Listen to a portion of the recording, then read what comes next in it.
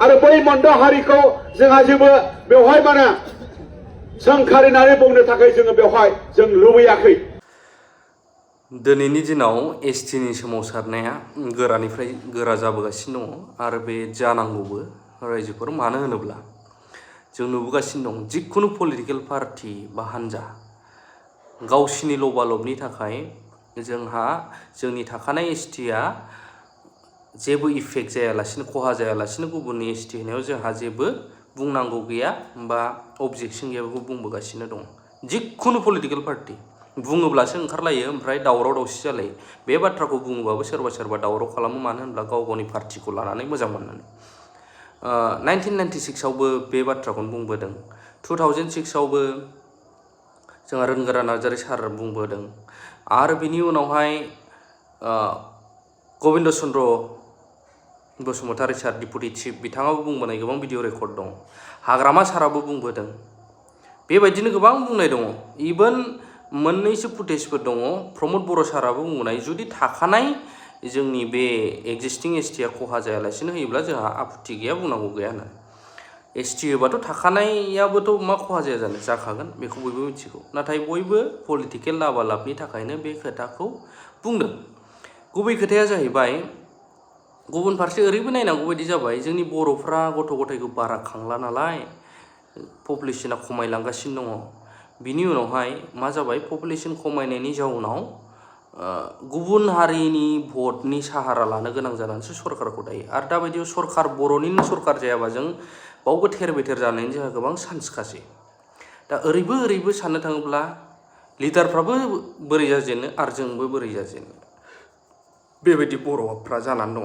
पपुलेसना खमायलांगासिनो। दा गावजों गाव बे दाय होलायबाय थानायनि सम नङा। जानो हागौ पार्टिया आलादा आलादा, नों सोरबा बिपिएफ, नों सोरबा इउपिपिएल, नों सोरबा बिजेपि बा नों सोरबा कंग्रेस सापर्ट खालामग्रा। अब्लाबो नैबे हारिनि अलखदनि समाव नोंगौ बेखौबो जों मिथिगौ एसटिया बिबान मोननाय बुस्थु नङा। थेवबाबोथ' जोङो गाथेनांगोन नालाय, बेखायनो दावराव बा जोङो नैबे दा जायफोर दावराव जादों बिसोरनि एगेन्स्टआव जोंहाबो मोन्थाय दङ जे बिसोरनो होनाङा होननानै प्रटेस्ट खालामफिननो हानाय। दा बिनि गेजेरावनो एबसुनिफ्राय बिथां सारा बुंदों, खनिन सारा, खनिनमोन नामा, जे बै मोनद' हारि एसटि बिग्राफोरजों नङा, बे जुद्धआ सरकारजोंसो होननानै। दा जिखुनु जा बिथाङा मा बुंदों आं नोंथांमोननो भिडिअखौ होलांनि। स्टेन्ड होदों, नाथाय गाबोन हाग्रामा महिलारि बिटिसिनिनो चिफ बिथांजों जुदि आसाम सरकारा कनसालटेसन खालामनायाव हाग्रामा महिलारि बिथाङा जेबो आपत्ति गैया, मैया होननाय बायदि, दाखालि होननाय बायदि, समफोर होननाय बायदि, मोनद' हारिनो एसटि होनायाव जेबो उसुबिदा गैया होननाय बायदि गाबोनबो जुदि होननाय जायोब्ला गमामायैनो बियो गोरलैयैनो बारलांगोन। बेयो जोंनि थाखाय दुखु गोनां बाथ्रा। बेयो जोंनि थाखाय आनफर्चुनेट बाथ्रा जादों। बेनि थाखायनो जोंनि आन्दोलना गोख्रोंनिफ्राय गोख्रोंसिन जानांगोन। बेनि थाखायनो जोंनि स्टेन्डआ गोख्रोंनिफ्राय गोख्रोंसिन जानांगोन। मानोना बे मोनद' हारिया गाबोन एसटि जानाय लोगो लोगो जोंनि गथ' गथाय, जोंनि फंबाय बिनानावमोनहा दिनै स्कुलाव कलेजाव फरायदों, बिथांमोना गाबोन ग्रेजुवेट जागोन, बिथांमोना गाबोन मास्टार डिग्री पास जागोन, बिथांमोना गाबोन सरकारि साख्रि लानो गोनां जागोन। बिथांमोना साख्रि मोननाय नङा। बै एडभान्स आरो जौगाखानाय आरो सुबुं अनजिमा गोबां थानाय हारिया बे साख्रिखौबो सेगोन। रांखान्थियावबो बिथांमोना सेगोन।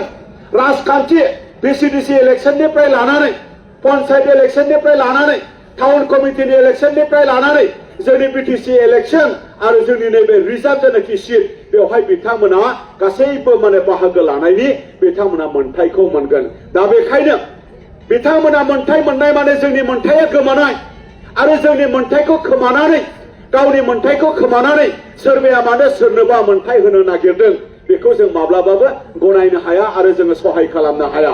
बेनि थाखायनो सोमावसारनानै मोननाय जे सेट शिड्युल, सोमावसारनानै मोननाय जेनाखि जोंनि बिटिसि, बेखौ जोङो मालाबाबो जोङो बेखौ माने सेवहांगारजों जाहोनो हाया, बेखौ जोङो गोमालांहोनो हाया। बिनि राजखान्थियारि मोन्थाय, बिनि रांखान्थियारि जौगाथाय, बिनि सोलोंथाइनि जेनाखि जौगाथाय, बिनि जोंनि ट्राइबेल हारिफोरनि जेनाखि मोनसे ट्राइबेल हारिफोरनि जेनाखि मोनसे राइट्स, बेखौ जोङो मालाबाबो जोङो हेव थांहोनायनि बाथ्रा जोङो मालाबाबो लुबैया। बेनि थाखायनो आं गोबां बाथ्रा बुंनो लुबैयाखै। दिनै जोङो दुलाराय बर' फरायसा आफाद, बेनि थाखायनो ट्राइबेल संघ, बेनि थाखायनो गुबुन गुबुन आफाद जोङो दिनै ज' जादों बेनि थाखायनो नोंथांमोनखौबो खावलायहरनाय जादों मानगोनां नोंथांमोन दिनैनि बे जोंनि आन्दोलना सरकारनि हेंथायै लानाय बे आन्दोलन आरो बै मोनद' हारिखौ जोंहा जेबो बेवहाय माने सोंखारिनानै बुंनो थाखाय जोङो बेवहाय जों लुबैयाखै मानो होनबा जोंनि दावाया दिनै सरकारजों सरकारा बेखौ रिथिं खालामनांगौ सरकारा बेखौ माने सानफिननांगौ बे मोनद' हारिखौ एसटि होनायनि बदलै बिथांमोननि जौगानायनि थाखाय बिथांमोना मा बेलेग रास्ता मा बेलेग माने बेबस्था खालामनो हायो बिथांमोननि बाथ्रा नाथाय दिनै क्राइटेरियाबो मिलाया दिनै बिथांमोनखौ जोंखौ क्राइटेरिया मिलायै बै हारिखौनो जोंनि केटेगरियाव जुदि सोयोब्ला जों गोमालांगोना बियो एखेबारे 100% सियर